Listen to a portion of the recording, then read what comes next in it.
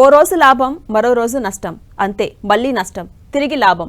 ఇలానే మన స్టాక్ మార్కెట్ల ట్రెండ్ కనిపిస్తోంది. మంగళవారం స్టాక్ మార్కెట్లు భారీగా లాభపడ్డాయి. కానీ ఈ లాభంతోనే మురిసిపోయి వెంటనే నష్టాల సీజన్ అయిపోయిందనుకుంటే లేనేలేదు. ఎందుకంటే ఈ 2 రోజుల్లో పరిస్థితులు మారిపోలేదు.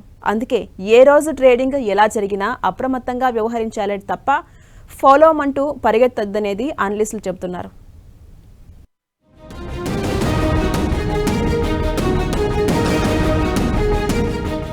స్టాక్ మార్కెట్లు మంగళవారం లాభాల్లో ముగిశాయి.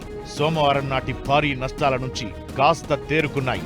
నిఫ్టీ 374 పాయింట్లు పెరిగి 22,535 పాయింట్ల దగ్గర, సెన్సెక్స్ 1,089 పాయింట్లు పెరిగి 74,277 పాయింట్ల దగ్గర నిలిచాయి. అన్ని రంగాల షేర్లు లాభపడగా సోమవారం నాటి నష్టాలతో పోల్చుకుంటే మంగళవారం నాటి లాభాలను ఇన్వెస్టర్లు సీరియస్ గా తీసుకోవడం లేదనేది ఫ్యూచర్ అండ్ ఆప్షన్ల కాంట్రాక్టులను చూస్తున్నప్పుడు అర్థమవుతోంది. మరోవైపు అమెరికా అధ్యక్షుడు ట్రంప్ ఇతర దేశాలతో చర్చలకు ఓపెన్ గా ఉన్నారనే ప్రచారం ఇండియన్ ఈక్విటీలకు కలిసి వచ్చింది.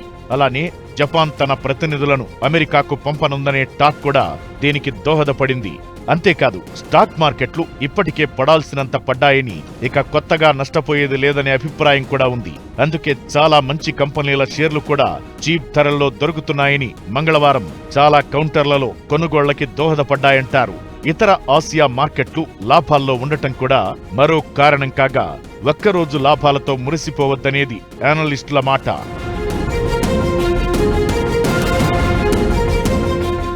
బాగా నష్టపోయిన తరువాత 1-2 సెషన్లు లాభపడగానే షేర్లను ఎగబడి కొంటే ప్రమాదమని నిపుణులు హెచ్చరిస్తున్నారు. ఆ మాటకొస్తే మన మార్కెట్లలో గతేడాది సెప్టెంబర్ నుంచి డౌన్ ట్రెండే నడుస్తోంది.